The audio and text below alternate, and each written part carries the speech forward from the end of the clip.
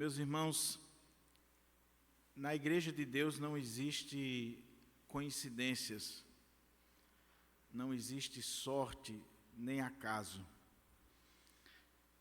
O presbítero Gutenberg não sabia o texto que eu iria pregar, nós não tínhamos combinado, mas o texto que o Senhor tem colocado no meu coração é exatamente um texto que fala de bem-aventurança, de alegria, de felicidade.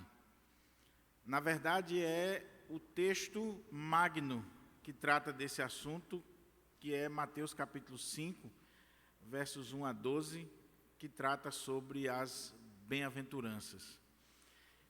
Durante essa semana, esse texto ficou no meu coração e eu quero trazer ao púlpito aquilo que o Senhor tem falado comigo. Eu ainda não decidi qual livro nós vamos expor de forma sequencial, então eu estou trazendo para o púlpito alguns textos, algumas passagens bíblicas que têm estado no meu coração e tenho compartilhado com a Igreja do Senhor esses versículos, parágrafos ou perícopes da Palavra de Deus. Então, queria convidar a igreja para juntos abrirmos a nossa Bíblia no Evangelho de Mateus, capítulo 5, versos 1 ao 12. Mateus, capítulo 5, versos 1 ao 12, Palavra do Senhor. Eu estou com a Bíblia nova e eu vou começar a ler essa versão aqui, a Nova Almeida, mais uma vez. Então, eu vou utilizar aqui a NAA, a Nova Almeida atualizada, mas os irmãos vão ver que é simplesmente uma revisão, uma atualização do português, né? Da nossa ARA. Então, diz assim a palavra de Deus, Mateus, capítulo 5, versos 1 ao 12. Ao ver as multidões, Jesus subiu ao monte. Ele se assentou e os seus discípulos se aproximaram dele. Então ele passou a ensiná-los. Jesus disse: Bem-aventurados os pobres em espírito, porque deles é o reino dos céus. Bem-aventurados os que choram, porque serão consolados. Bem-aventurados os mansos, porque herdarão a terra. Bem-aventurados os que têm fome e sede de justiça, porque serão saciados. Bem-aventurados os misericordiosos, porque alcançarão misericórdia. Bem-aventurados os limpos de coração, porque verão a Deus. Bem-aventurados os pacificadores, porque serão chamados filhos de Deus. Bem-aventurados os perseguidos por causa da justiça, porque deles é o reino dos céus.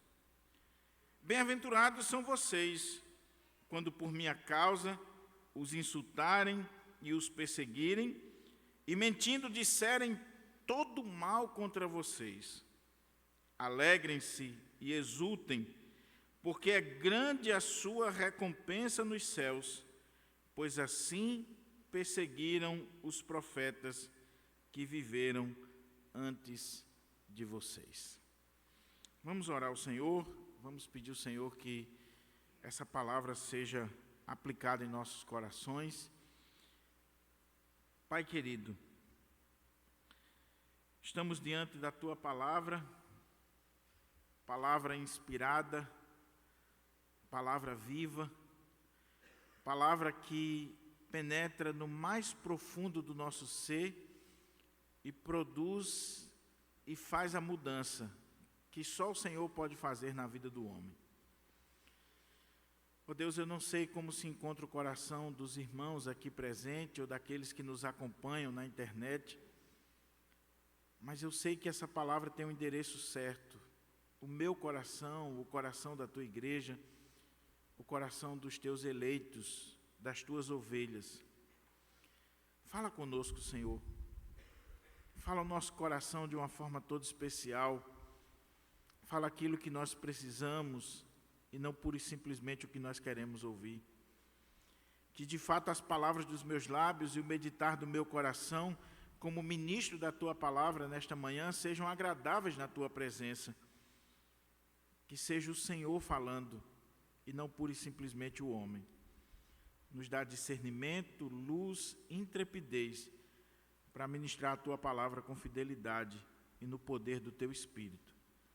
É assim que eu te oro e desde já te agradeço em Cristo Jesus. Amém. Amém. Meus irmãos e irmãs, o seminário é um momento ímpar, singular na nossa vida. Passar pelo seminário é viver uma experiência marcante na vida. São 4 anos de curso, onde você está ali não só aprendendo matérias, estudando teologia, mas você está ali crescendo intelectualmente, espiritualmente, crescendo em amizade, em companheirismo, sendo provado em muitas áreas da sua vida. E não resta dúvida que é um momento assim inesquecível na nossa vida. Poderíamos dizer que algumas aulas são inesquecíveis, pelo seu conteúdo, pela profundidade do professor. E tem uma aula específica dos 4 anos que eu passei no seminário, que essa ficou na minha memória e marcou a minha vida. Um dia, o professor de educação religiosa, ele chegou na sala de aula e ele disse: a nossa aula hoje vai ser diferente. Deixa os cadernos aí, deixa a Bíblia em cima da mesa e vamos fazer uma caminhada pelo campus. Vamos andando e à medida que nós formos andando, caminhando por todo o complexo do seminário, eu gostaria de transmitir algumas coisas para vocês.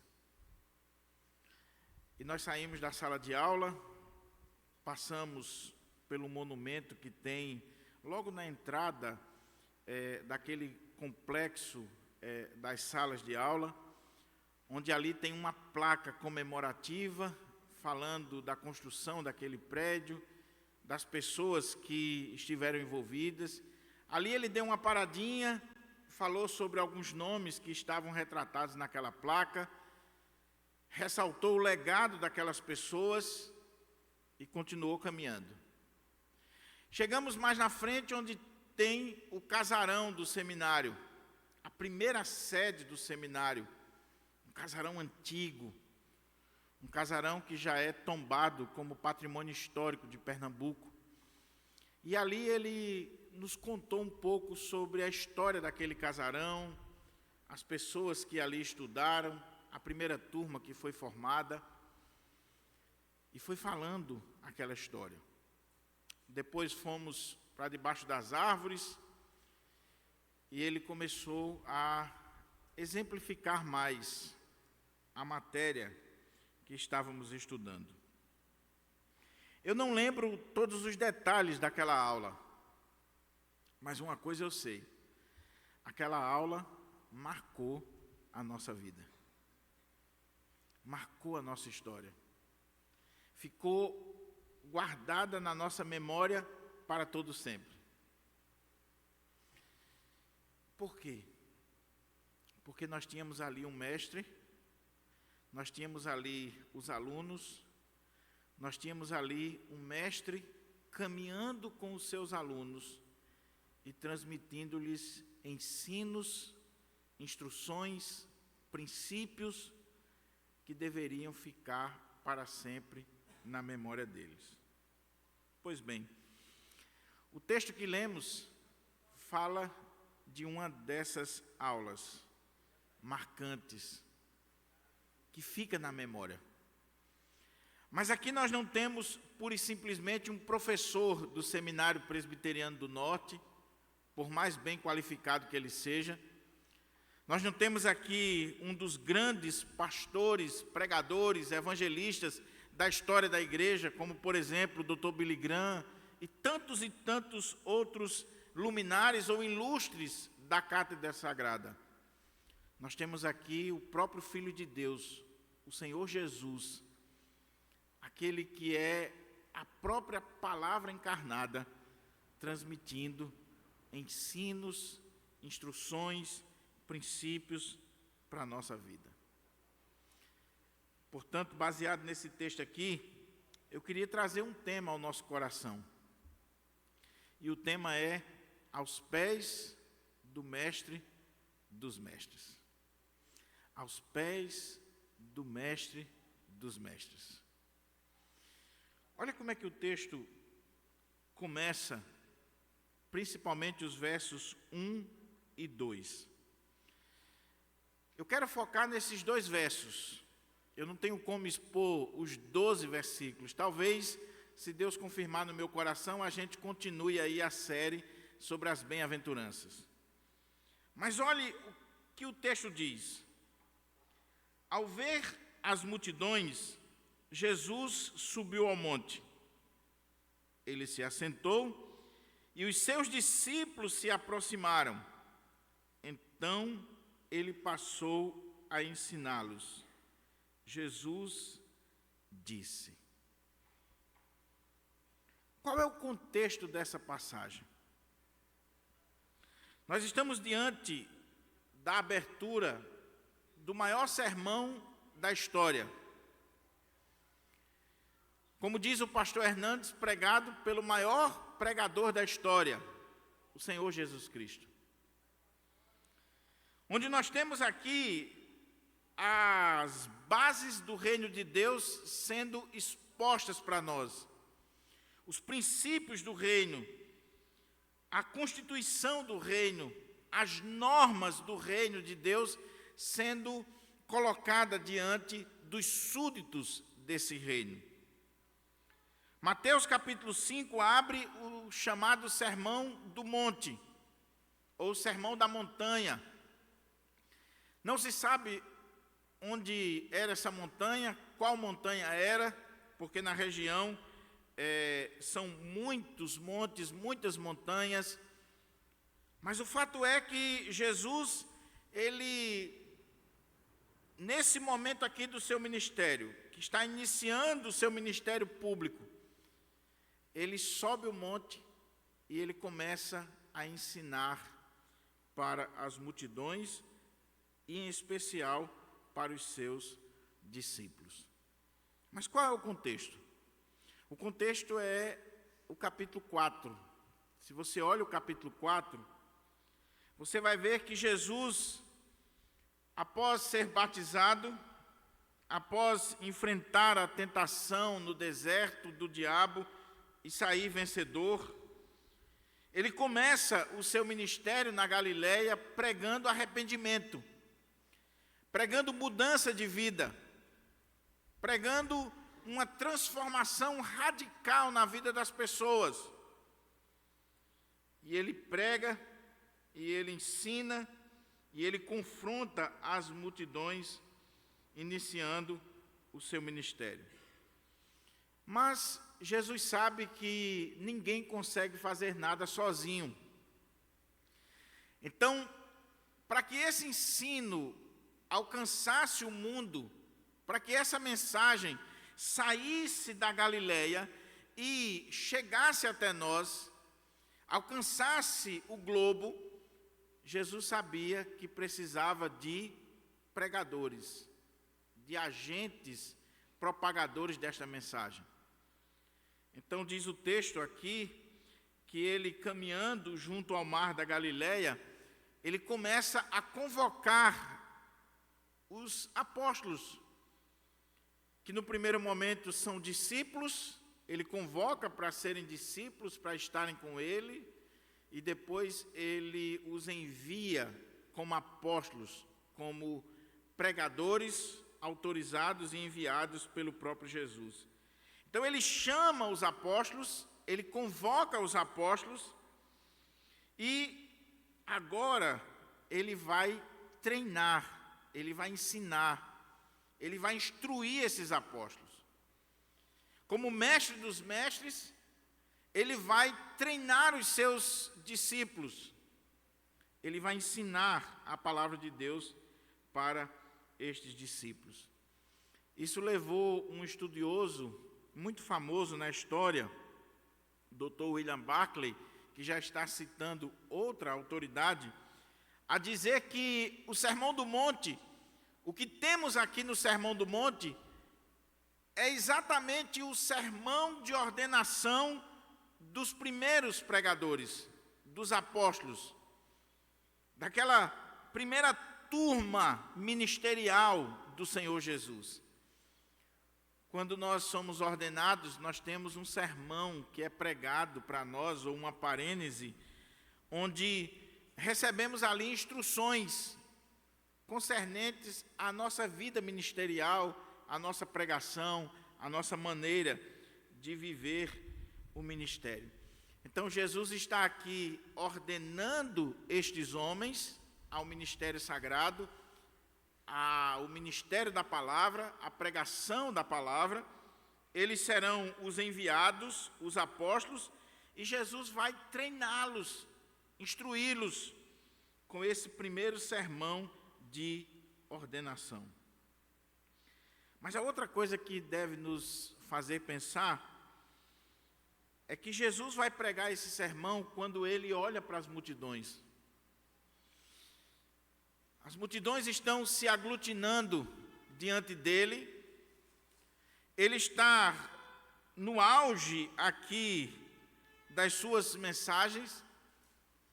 E aí, quando ele vê a multidão à sua frente, diz o texto, que ele sobe o monte, se assenta, os discípulos se aproximam dele e ele, abrindo a sua boca, passa a ensiná-los, dizendo. O que é que isso significa para nós e que é fundamental? É que Jesus não perde a oportunidade de ensinar, e de ensinar principalmente as multidões. Todo pregador, todo pastor, todo evangelista, ele deve ter esse senso, essa sabedoria, essa urgência de ministrar a palavra de Deus, principalmente quando ele vê que existe uma multidão à sua frente. E não era uma multidão qualquer, era uma multidão carente, oprimida, uma multidão que estava sedenta da palavra de Deus, uma multidão que precisava ouvir a respeito do reino dos céus, uma multidão que há mais de 400 anos não ouvia a voz do Senhor, nem por sonho, nem por revelações, nem por pregadores, a não ser quando João Batista se levanta como esse profeta que abre o contexto da nova aliança, do Novo Testamento, e que vem como precursor do Messias, apontando o Messias. E aí, quando João sai de cena, que o Messias entra em cena e começa a ensinar, as multidões estão ávidas, sedentas, para ouvir a sua mensagem. Esse é o contexto. É o contexto do Sermão do Monte. É o contexto dessa mensagem onde Jesus lança, como eu disse, as bases, a plataforma do reino de Deus sobre a terra. O que é que nós podemos tirar daqui desse texto como lição, como pontos para a nossa reflexão e que deve nos fazer refletir e pensar e aplicar na nossa vida? Primeira coisa que eu vejo nesse texto aqui, quando eu olho para o texto, é a pessoa do pregador. Você já pensou que coisa maravilhosa? É você ouvir o Senhor Jesus pessoalmente. Fique imaginando aquele dia. Se coloque naquela cena. Se coloque no meio daquela multidão, naquele contexto, e veja aquelas pessoas olhando para a colina daquele monte, ou para aquela montanha, e vendo aquele homem, um judeu de Nazaré, um homem simples, com vestes simples. Ele não estava numa grande catedral, ele não estava vestido com as vestes clericais, de paletó e gravata. Ele estava vestido como um judeu simples, do campo, um homem da terra, um homem simples, mas que de repente sobe ao monte, se assenta, e quando abre a sua boca, esse pregador é diferente de todos os outros que já passaram naquela terra. É diferente de qualquer outro pregador na história. É o Filho de Deus. É aquele que é a própria palavra encarnada. É aquele que Thomas Watson diz que é a profecia e o profeta. Esse mesmo Thomas Watson, ele diz que o que temos aqui é aquele cujas palavras são oráculos, cuja vida é um exemplo, cuja morte é um sacrifício. Nós temos aqui o incomparável, o sublime, o majestoso, o nosso amado e suficiente Salvador, Jesus Cristo, pregando a palavra de Deus, ministrando a palavra de Deus. E que coisa maravilhosa é que o texto coloca algumas coisas aqui sobre esse pregador que deve nos fazer pensar. Primeiro, olha como é que o texto começa: ao ver as multidões.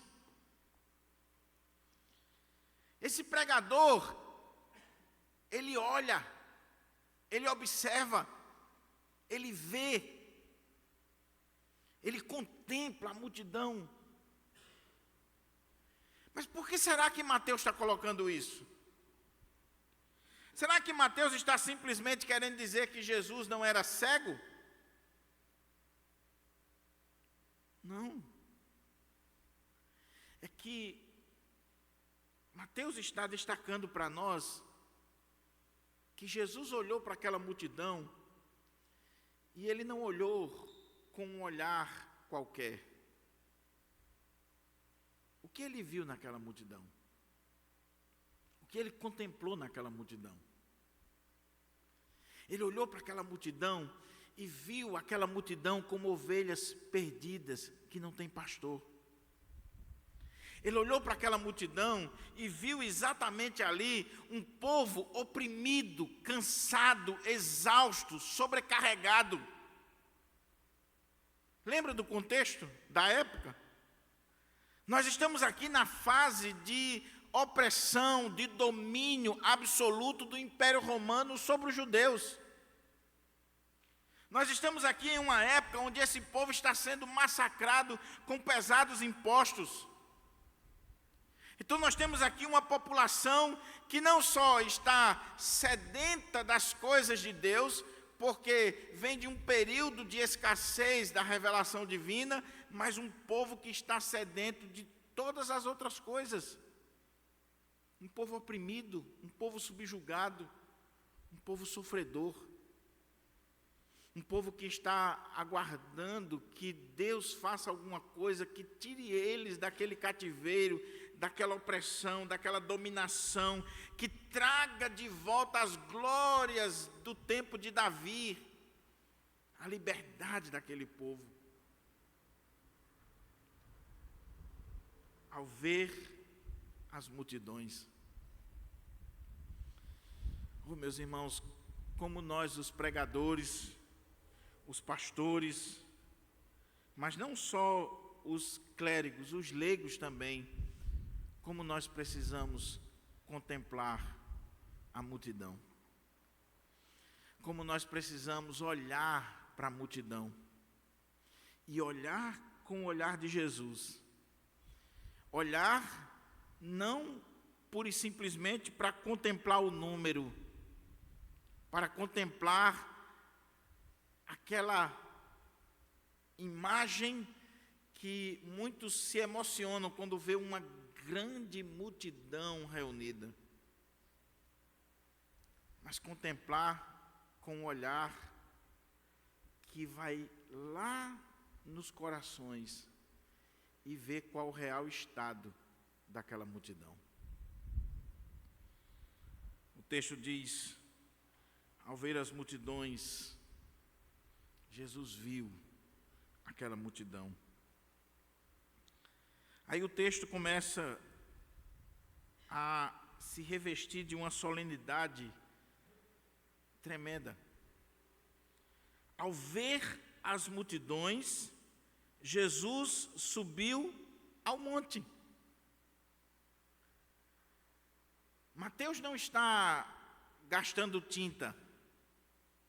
Mateus não está aqui enchendo linguiça, aumentando as páginas do seu livro para o livro ficar rechonchudo e vender mais, dar sinal de profundidade, nada disso. Mateus está sendo cirúrgico na sua descrição daquele dia, daquela cena, daquele momento de ensino de Jesus. Porque o texto coloca muito bem: vendo as multidões, ao ver Jesus as multidões, e com esse olhar de raio-x, com esse olhar de Deus, com esse olhar que vai no mais profundo do nosso ser, ele viu a necessidade de subir a um monte para falar-lhes aos corações. Por que ele subiu o monte? Por que Mateus destaca isso? Veja que ele não destacou qual foi o monte. Ele não detalha para nós que monte foi esse. Como nós gostaríamos de saber. Quem vai a Israel tem lá o monte das bem-aventuranças. Mas não se sabe se realmente foi naquele local onde os visitantes vão hoje. Sabe-se que é naquela região, mas não se tem certeza, você não pode colocar um X, foi aqui que Jesus falou. Mas esse detalhe não é importante. O que é importante é o fato de Mateus dizer que Jesus, vendo as multidões, ele subiu ao monte. Por que ele subiu? Ele subiu porque o monte sempre esteve presente na história do povo de Deus, quando se trata de momentos extremamente decisivos na vida desse povo. Basta você lembrar do Monte Sinai, onde se recebe os 10 mandamentos, a lei de Deus, até as revelações dos diversos montes que vêm na Bíblia, e culminando com o monte lá do Calvário, onde o nosso amado Salvador vai morrer por nós. Nos momentos mais decisivos da história do povo de Deus, sempre tem um monte fazendo parte da história. Aqui, alguns estudiosos dizem que provavelmente Jesus subiu o monte para facilitar a comunicação. É uma multidão que está na frente dele. Nós temos aqui um período em que não existia amplificação de som, como nós temos aqui no nosso templo. Não tinha microfone, não tinha caixa de som. Era a voz, pura e simplesmente a voz. E aí, alguns dizem que Jesus subiu o monte para ter um maior alcance da sua voz, ampliar o alcance da sua voz. Ele sobe o monte, fica numa posição privilegiada, e à medida que ele fala, a sua voz ecoa e é levada para aquela multidão que está ali à sua frente. E nós não temos nenhum problema de considerar isso. É claro que Jesus, de forma estratégica, ele vai usar os meios para que a sua mensagem possa ser admitida pelas pessoas que estão ouvindo. Mas eu penso, e não estou só nisso, estou seguindo toda a tradição da igreja e os grandes exegetas da história da igreja, eu penso que o que temos aqui não é pura e simplesmente uma questão de estratégia de comunicação da parte de Jesus. O que temos aqui é algo teológico. O que temos aqui é algo que nos traz um sentido espiritual. O que temos aqui é a revelação do Filho de Deus. Por quê? Aquele povo tinha ouvido falar que Moisés um dia subiu ao monte para receber as tábuas da lei, a lei de Deus, a constituição da nação de Israel. Ali Moisés recebeu os 10 mandamentos, ali Moisés recebeu todas as instruções da lei moral, da lei civil, a lei cerimonial. Ali Moisés esteve na presença de Deus naquele monte, recebendo todas essas leis e instruções para o povo de Deus. E agora, nós temos o Senhor Jesus Cristo como um profeta, que o próprio Moisés havia profetizado que se levantaria um profeta semelhante a ele e que seria maior do que ele. Jesus sobe o monte como esse novo Moisés, esse novo legislador, esse que traz a lei de Deus para o povo. E ele não está trazendo uma nova lei, ele sobe o monte para expor e aplicar a lei para a vida daquele povo. É a mesma lei que foi dada lá no Sinai, só que agora ela está sendo explicada, aplicada, ela está sendo colocada diante daquelas pessoas no seu sentido exato, real, como Deus queria que essa lei fosse aplicada para a vida do seu povo. Então o que temos aqui é Moisés sendo mais uma vez colocado diante do povo, mas agora na pessoa de Jesus Cristo, como o verdadeiro legislador, como profeta, como aquele que traz a palavra, a lei, os ensinos, os mandamentos de Deus para o seu povo. Então por isso que ele sobe o monte. Ele não sobe o monte só por uma questão estratégica de comunicação, ele sobe ao monte porque ele é esse profeta de Deus, esse novo Moisés, esse legislador que está trazendo a lei para o povo de Israel. Mas o texto continua. Ao ver as multidões, Jesus subiu ao monte. Ele se assentou. Que coisa tremenda, meus irmãos. Porque, como eu disse, Mateus está sendo detalhista. Ele está dando ênfase ao olhar de Jesus, ele está dando ênfase à razão teológica porque Jesus subiu aquele monte, e ele está dando ênfase para nós à postura de Jesus ao ensinar. E ele vai colocar duas coisas que são fundamentais para a gente entender a importância desse ensino. Primeiro, o texto diz que ele se assentou.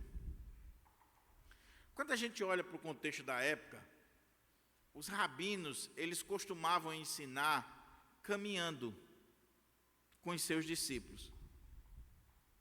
À medida que eles iam caminhando, eles falavam, eles ensinavam, eles transmitiam o conteúdo da lei, os princípios, as normas, as interpretações da lei. Não era como nós fazemos hoje, uma plateia sentada, um púlpito no meio e alguém ensinando. Não, o ensino era dinâmico. O ensino, no contexto da época, era um ensino caminhando com o mestre.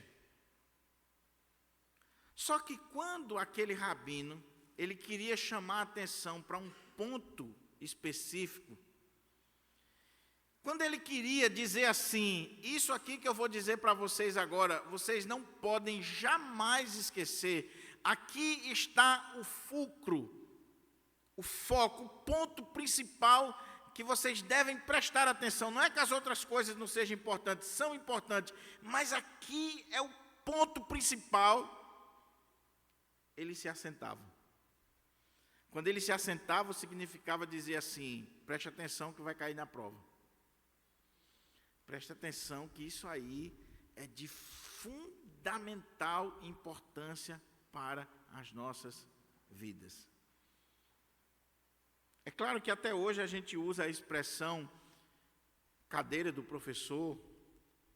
O Papa, quando vai falar algo que é solene, que é um dogma, ele diz ex cátedra, da sua cadeira. E aqui o texto está colocando exatamente isso. Jesus está assentando-se para dizer que aquele momento ali é ímpar, é singular, é de suma importância, que eles devem prestar atenção. E aí diz o texto, ao ver as multidões, Jesus subiu ao monte. Ele se assentou e os seus discípulos se aproximaram dele. Então ele passou a ensiná-los. Jesus disse. Veja como é interessante o relato. Eu disse no início que eu estou começando a ler a Nova Almeida.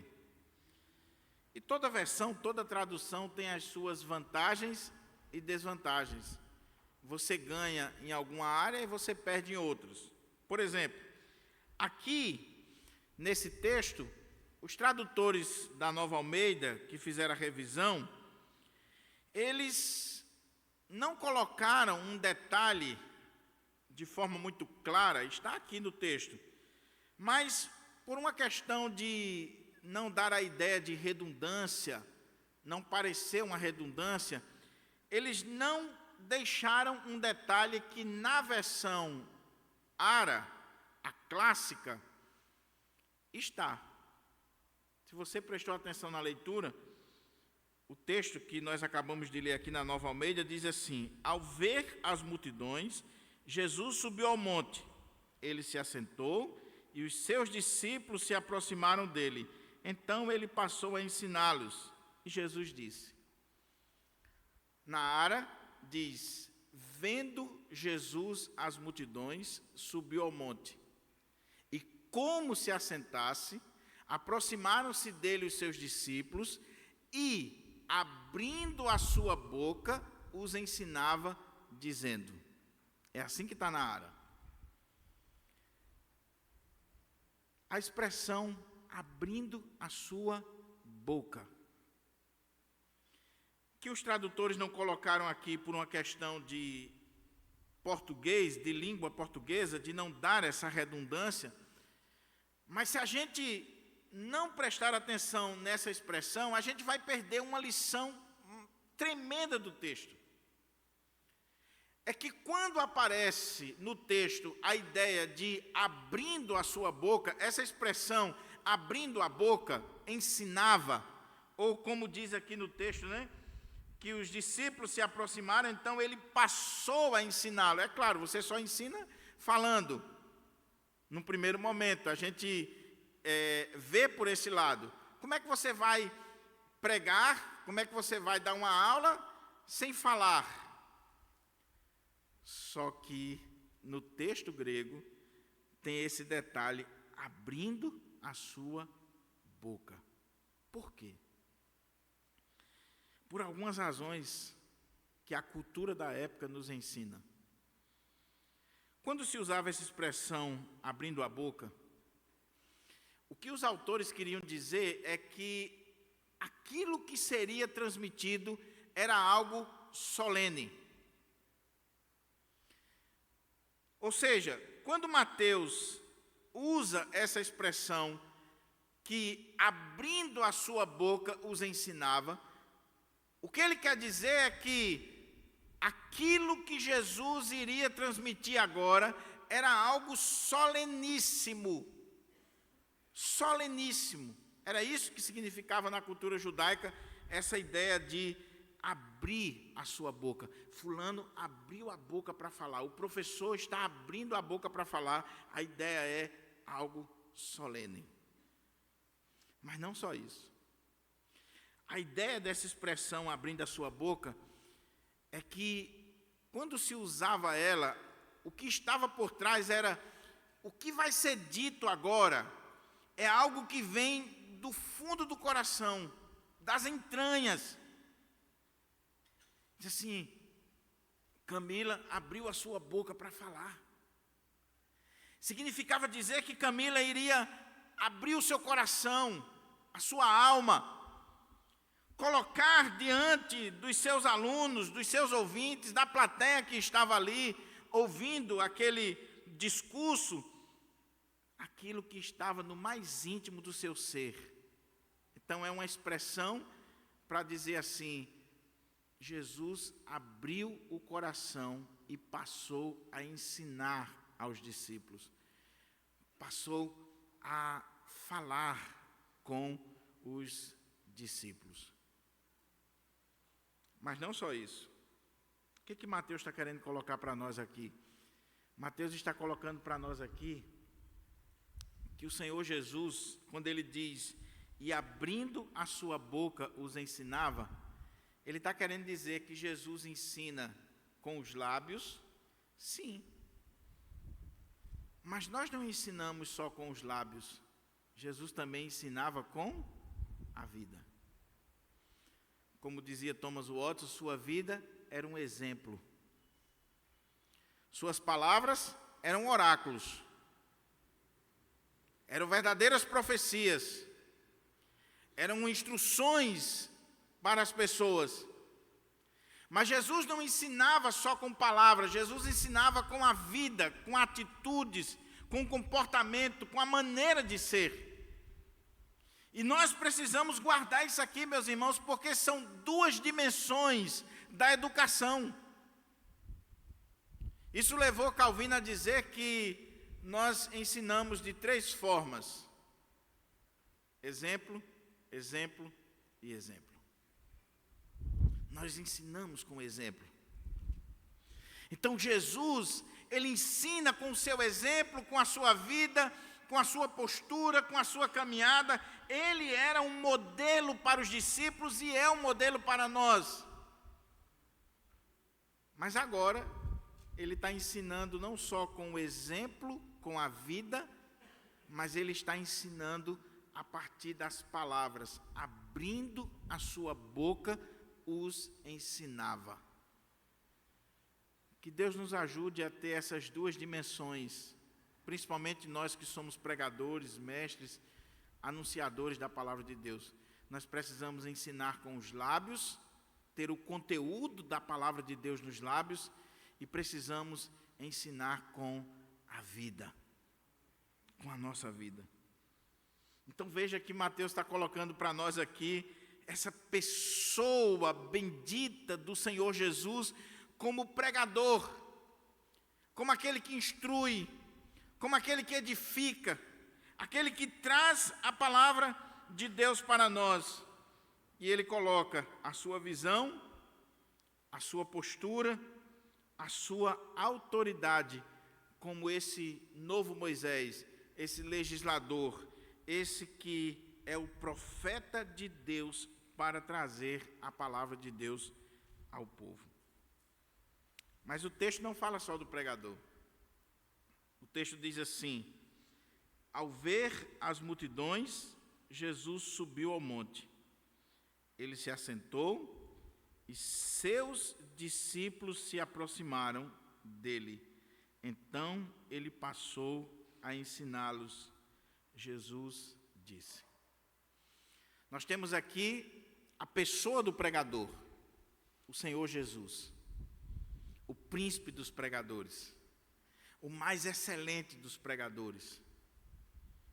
Mas nós temos aqui os ouvintes desta pregação. Quem são os ouvintes? E aqui, meus irmãos, é um dos pontos desse texto que é fruto de muita reflexão, estudo e até de polêmica. Porque algumas pessoas olham para o Sermão do Monte e dizem que o Sermão do Monte ele é dirigido para toda a humanidade. Então, o que nós temos aqui é a ética do reino que deve ser transmitida para toda a humanidade e que deve ser implantada como lei para todas as pessoas. Outros dizem que esse texto aqui ele é aplicado somente para os eleitos de Deus, para aqueles que são filhos de Deus, que são súditos desse reino, e que, na verdade, ele não é nem aplicado nesta era que nós vivemos, mas estes princípios do reino, eles serão aplicados no milênio, no estabelecimento do reino milenar de Cristo.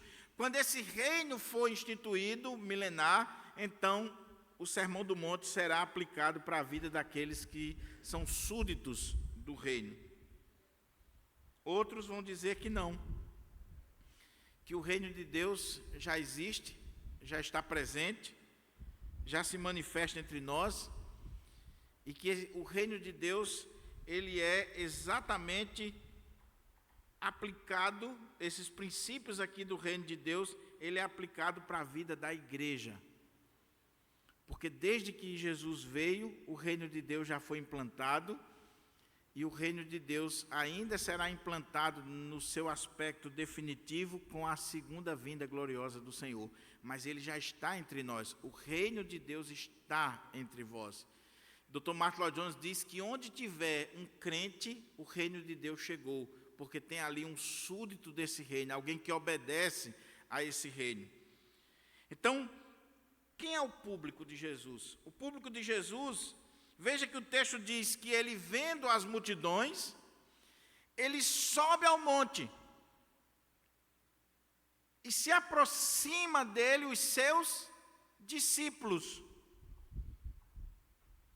E isso aqui é importante para nós, porque esse texto, a ideia, pelo menos que eu sigo, posso estar errado, mas eu sigo essa linha, é que o Sermão do Monte ele pode ser pregado para a multidão como um todo, no geral, mas ele vai ser eficaz e aplicado de forma eficaz para a vida daqueles que são verdadeiros discípulos do Senhor Jesus.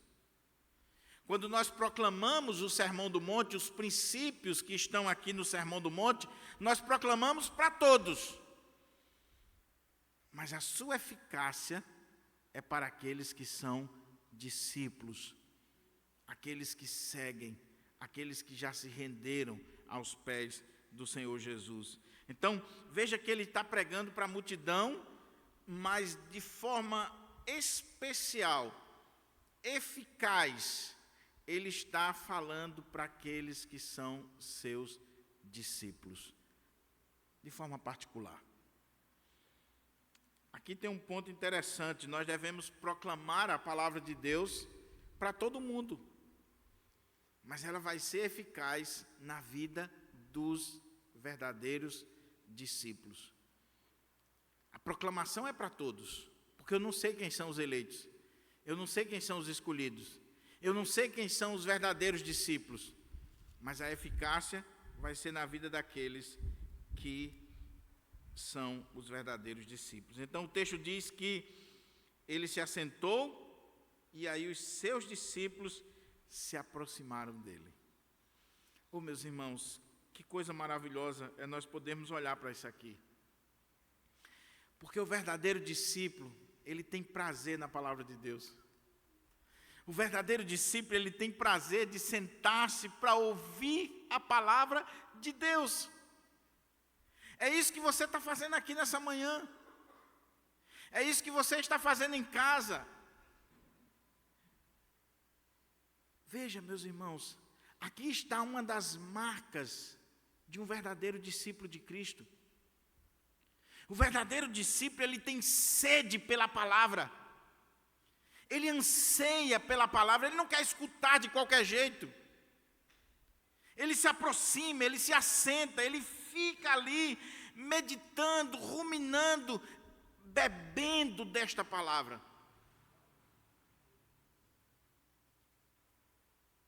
Faça uma análise do seu coração. Faça uma análise da sua vida. Você tem essa característica? A palavra de Deus é mel para você, é doce ao seu paladar, é ouro refinado para a sua vida. Nós precisamos, irmãos, aprender com os discípulos de que nós devemos priorizar a palavra de Deus. Nós não podemos permitir jamais que a palavra de Deus esteja sendo pregada, proclamada, e eu estou distante, eu estou ausente, eu não estou focado.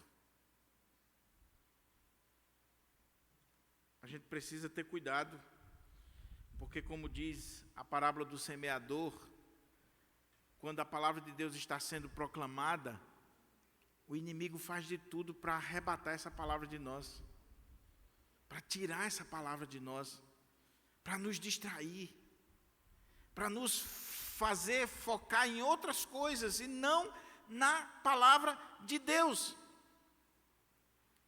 Mas o texto diz que quando Jesus se assentou e os discípulos olharam e eles disseram assim: o que ele vai falar agora, pela postura, pela maneira, pela expressão, pela forma como ele está se conduzindo, o que ele vai falar é algo extremamente importante, é a palavra de Deus. Então, vamos nos aproximar, vamos nos assentar e vamos ouvir a palavra do Senhor. Nós precisamos priorizar isso, nós precisamos zelar por isso, precisamos ter cuidado. No dia que você vê alguém que não tem esse amor, esse apego, essa reverência, essa postura, essa atitude, esse anelo pela palavra de Deus, duvide da conversão dessa pessoa. Eu lembro que uma vez eu ouvindo o bispo Robson Cavalcante, ele citou um exemplo interessante, foi até aqui em Pirangi. Ele disse que em um congresso tinha um irmão, um pastor, que estava correndo para lá e para cá, resolvendo as coisas do congresso. Ia para lá, vinha para cá e tal, e aquela coisa. E aí um outro pastor chegou para ele e disse assim: fulano, quando é que você vai parar de correr de Jesus trabalhando para ele? O pastor teve um choque. Quando é que você vai parar de correr de Jesus trabalhando para ele? Porque você trabalha aqui nesse congresso, mas eu não vi você sentar para ouvir a palavra do Senhor. Irmãos, abrindo um parênteses aqui, quando o diácono está de serviço, como é o caso de da Silva, ele está resolvendo uma coisa, vai ali, vai acolá, tem alguma coisa para fazer, eu entendo. Agora, se tem uma coisa que eu não consigo entender, é quando eu vejo pessoas na igreja, principalmente a liderança, quando na hora da mensagem, da palavra de Deus, a pessoa está no outro mundo, com a cabeça lá fora. Ela não consegue focar. Ela não consegue sentar, ela não tem prazer de parar e de ouvir e de receber a palavra de Deus. Eu estou falando da palavra de Deus. Quando a palavra de Deus está sendo exposta com fidelidade. Não é conto da carochinha, piada, histórias. É a palavra de Deus. Então, meu irmão, em nome de Jesus, guarde isso no seu coração. Se você é um verdadeiro discípulo, o verdadeiro discípulo, ele tem prazer na palavra de Deus, ele deseja estar na casa de Deus, ele escuta a palavra de Deus, ele ama a palavra de Deus. Quando ela está sendo pregada com fidelidade, com poder, na autoridade do Espírito Santo. Então nós temos aqui o público, os discípulos, a igreja, o povo do Senhor, a igreja que é alimentada com a palavra do Senhor. Meus irmãos, a igreja não precisa de outra coisa, por favor. O que nós estamos vendo hoje é a palavra sendo substituída por tantas coisas que não vai fazer diferença na sua vida. Que na hora da prova, na hora do luto, na hora do choro, na hora do aperto na sua vida, a piada não vai fazer diferença, o teatro não vai fazer diferença, a reuniãozinha social não vai fazer diferença. O que vai fazer diferença na sua vida é a palavra de Deus. A palavra de Deus. Então a gente precisa acordar. Eu fico triste, meus irmãos, e eu sei do peso do que eu digo aqui no púlpito e das consequências, mas eu não me preocupo com isso, não. Eu fico triste, por exemplo, quando alguém ama mais a departamental, seja da SAF, seja da UPH, seja da UMP, seja de qualquer sociedade, mas não ama o culto. A reunião da sociedade interna, a departamental, a sociabilidade, a pessoa não perde. Mas o culto a Deus, a exposição da palavra de Deus, onde a palavra de Deus está sendo pregada, a pessoa não valoriza. E isso é um péssimo sinal. É um péssimo sinal. O público aqui, as multidões, carentes, sedentas, aflitas, exaustas, como ovelhas que não têm pastor. Mas quem vai se aproximando são os discípulos, porque eles querem mais, mais e mais. É claro que do meio daquela multidão, quando o sermão termina, você vai ver que muitos creram. Que muitos naquela multidão ficaram maravilhados, porque eram as verdadeiras ovelhas do Senhor Jesus. As minhas ovelhas ouvem a minha voz e me seguem. Então, o pregador, os ouvintes, a multidão de um modo geral, mas no meio dessa multidão, os discípulos. E dentre os discípulos, a liderança, os apóstolos. E isso não é por acaso. Porque se a palavra de Deus é proclamada para todos, para a multidão, e aqueles que vão se apegar a essa palavra são os discípulos, mas principalmente os que devem ter um compromisso irrestrito com esta palavra são aqueles que serão chamados para a liderança. Os apóstolos.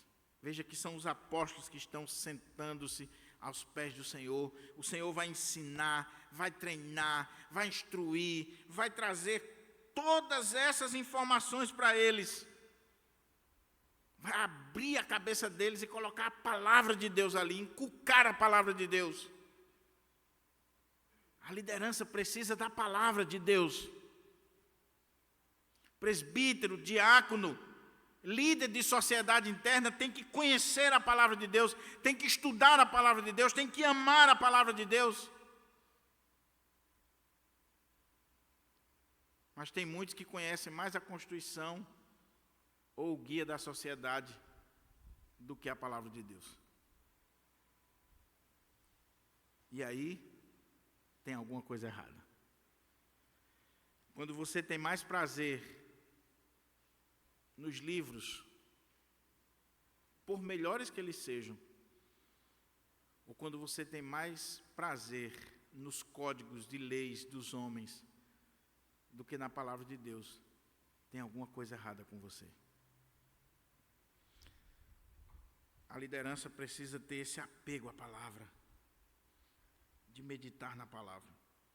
Mas a terceira coisa, para a gente concluir, nós temos o pregador, o mestre dos mestres, nós temos os ouvintes, a multidão, dentre a multidão os discípulos, dentre os verdadeiros discípulos, nós temos a escolha dos apóstolos, da liderança, da base da igreja, aqueles que serão os responsáveis pela proclamação da palavra, pela evangelização do mundo, esses homens que estão sendo instruídos pelo Senhor para levar a palavra. Mas aí nós temos aqui o conteúdo da aula, a mensagem. E veja que coisa maravilhosa, meus irmãos, porque o que o texto coloca para nós é que, ao ver as multidões, Jesus subiu ao monte. Ele se assentou e os seus discípulos se aproximaram dele. Então ele passou a ensiná-los. Jesus disse. E ele vai pregar esse sermão. Ele vai dar essa aula. Ele vai trazer essa parênese na ordenação dessa primeira turma do colégio apostólico, do seminário ali da Galileia, de Jerusalém, do povo de Israel, do povo de Deus. Ele vai trazer os princípios, a plataforma, as leis do reino de Deus. E vale a pena você sentar para ler essa mensagem. Eu não vou entrar aqui na discussão se ele pregou de uma só vez, ou se o que nós temos aqui é uma coleção de ditos, de ensinos, de diversos sermões de Jesus, e aí Mateus juntou tudo e colocou aqui, como se fosse um único sermão. Não quero entrar nesse detalhe. Mas o que eu quero chamar a sua atenção é, faça a experiência de hoje à tarde, durante essa semana, sente-se num lugar tranquilo, abra a sua Bíblia e comece a ler Mateus capítulo 5. E leia o capítulo 5, o capítulo 6 e o capítulo 7, o Sermão do Monte. Leia, releia, leia de novo. Medite no que você está lendo. Ore diante do que você está lendo. E com certeza a sua vida nunca mais será a mesma. Nunca mais. Porque, como eu disse, o que nós temos aqui não é uma aula qualquer. Não é um ensino qualquer. O que nós temos aqui é a lei de Deus sendo trazida e aplicada para os nossos corações. O real sentido, a aplicação fiel da lei para a nossa vida.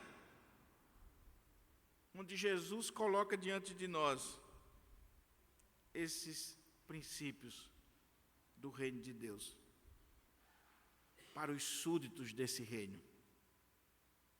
E aí eu concluo dizendo que o que mais impactou aquelas pessoas em relação a essa mensagem que Jesus pregou é que, diferente de Moisés, do primeiro legislador de Israel, que quando subiu o monte, aquele monte fumegava, aquele monte ninguém podia tocar nele, ninguém podia se aproximar dele, porque se aproximasse e tocasse no monte, morreria. Ele estava recebendo a lei de Deus para o povo. Mas naquela lei tinha as maldições para a vida daquele povo. Se aquela lei não fosse cumprida, não fosse obedecida. E aí você olha para a lei, para o Antigo Testamento, e você vê aquele código de leis, que mostram quem nós somos, é uma radiografia da nossa vida. A lei foi dada neste primeiro momento, não para nos salvar, mas para nos mostrar que nós somos pecadores. É uma radiografia da nossa alma, e aí ela vem com todas as implicações e as maldições. O Antigo Testamento se fecha no livro de Malaquias, e as últimas palavras é maldição. Mas aí o Novo Testamento está se abrindo. O novo Moisés, o verdadeiro legislador de Israel, aquele que é, de fato, quem deu a lei para o povo e agora vai aplicar essa lei para a vida do povo da forma correta, o verdadeiro sentido. Ele sobe o monte. Não tem trovões, relâmpagos, não tem todo aquele cenário assustador do Antigo Testamento. É algo calmo, sereno, tranquilo. Não há sombra aqui. E quando ele abre a boca e começa a falar, ele não fala sobre maldição, ele fala sobre bênção. Ele não fala sobre tristeza, ele fala sobre felicidade. Ele não traz uma mensagem para repelir as pessoas, ele traz uma mensagem para atrair aqueles que são súditos do reino. Ele traz uma mensagem de consolo, de conforto, de direção para a vida daquele povo sofrido. Ele começa a falar sobre as bem-aventuranças. As bem-aventuranças, meus irmãos, abre esse sermão. As bem-aventuranças, como diz o pastor Hernandes no seu comentário desse texto, é esse portão dourado que abre as portas deste palácio, que é o Sermão do Monte, que nos vai pegar pelas mãos e nos fazer caminhar por cada compartimento deste palácio da revelação divina, que nos vai fazer enxergar quem nós somos diante de Deus. Eu não vou expor as bem-aventuranças, mas eu queria deixar claro para você aqui, de início, eu não vou expor agora, mas eu queria deixar claro para você de início que aqui nós não temos passos para ser feliz, como muitas pessoas pensam. Até porque isso aqui, como eu disse, não é para o mundo, é para a igreja. Ele está falando para crente, está falando para servo de Deus. Aqui não são passos para ser feliz que você pode ensinar para um descrente para ele ser feliz na vida, ou passos para a salvação. As bem-aventuranças são características, são marcos ou marcas que definem o cidadão do reino de Deus. Ele não está dizendo aqui que você vai cumprir alguns princípios que estão aqui para se tornar cidadão do reino de Deus ou ser salvo. Ele está descrevendo, aqui são as características, as marcas de um cidadão desse reino. E o que ele está dizendo é que o cidadão do reino dos céus, ele é bem-aventurado, ele é feliz, ele é super feliz. Porque a palavra aqui, ela não está numa declaração, ela está numa exclamação. Oh, quão felizes! Felizes são, não serão, são felizes.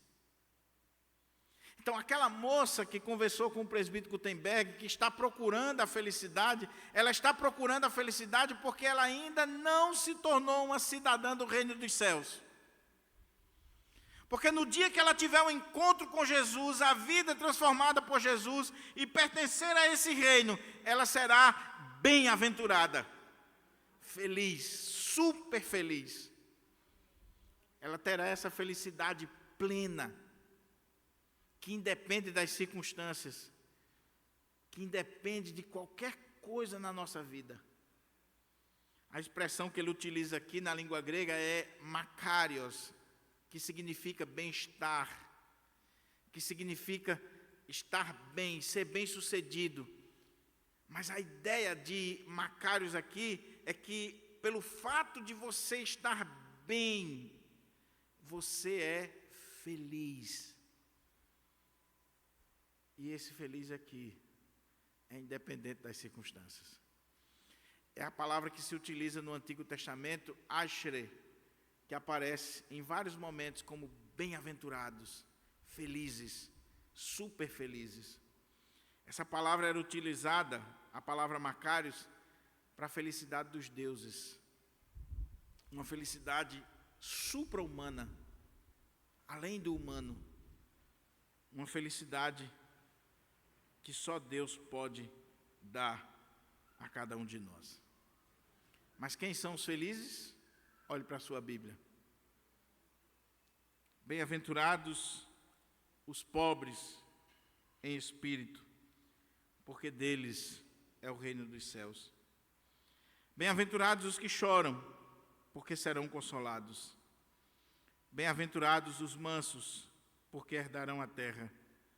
Bem-aventurados os que têm fome e sede de justiça, porque serão saciados. Bem-aventurados os misericordiosos, porque alcançarão misericórdia. Bem-aventurados os limpos de coração, porque verão a Deus. Bem-aventurados os pacificadores, porque serão chamados filhos de Deus. Bem-aventurados os perseguidos por causa da justiça, porque deles é o reino dos céus. Bem-aventurados são vocês, quando por minha causa os insultarem e os perseguirem, e mentindo disserem todo mal contra vós. Alegrem-se e exultem, porque é grande a sua recompensa nos céus, pois assim perseguiram aos profetas que viveram antes de vós. Eu termino esse sermão perguntando para você: você é uma pessoa bem-aventurada? Você é uma pessoa feliz? Você é uma pessoa realizada na vida? Você é uma pessoa que pode dizer: eu tenho essas características. Eu sou pobre de espírito. Não pobre materialmente. Não pura e simplesmente humilde, mas alguém que olha a sua vida diante de Deus e diz: diante de Deus, eu sou um eterno dependente. Eu preciso dele. Eu sou pobre e necessitado, porém o Senhor cuida de mim. Você chora pelos seus pecados, pelos pecados dos outros, pelo pecado da igreja, pelo pecado do nosso país. Quando eu me vejo como pobre, a consequência natural é chorar. Você é manso? Você já foi, entre aspas, domesticado pelo Evangelho? Se você é pobre, se você chora, você é manso. Você é domado. Você é alguém que tem fome e sede de justiça? Não o justiceiro, não justiça dos homens, mas você tem fome e sede da justiça de Deus? Da lei de Deus sendo implantada e o árbitro da nossa vida? Você é misericordioso? Consigo você é, né? Nós somos misericordiosos com cada um de nós. Olhamos no espelho e exerce misericórdia consigo mesmo. Mas você é misericordioso com seu irmão? Com a igreja? Como você é? O juízo, diz Tiago, será sem misericórdia para com aquele que não usou de misericórdia. Quando você chegar diante de Deus, Deus vai tratar a mim e você de acordo com a régua que nós medimos a vida do outro. Você foi sem misericórdia com o outro, Papai do céu vai julgar você com o padrão que você estabeleceu para o outro. Você é um pacificador? Você promove a paz? Ou você promove a guerra? Ou você leva desunião? Divide a igreja? Divide famílias? Você é alguém que está disposto a sofrer perseguições por causa do reino de Deus, do nome de Jesus, a perder emprego, família, casas? Você é limpo de coração? Você pode olhar para o seu coração e dizer: apesar de eu ser pecador, mas meu coração foi transformado pelo Evangelho. Eu sou uma nova criatura. Meu coração está limpo diante do Senhor. Que Deus nos ajude a olhar para esse sermão, começando pelas bem-aventuranças, e aprender aos pés do Mestre como devemos viver a nossa vida cristã. Que o Espírito Santo de Deus aplique a palavra no nosso coração.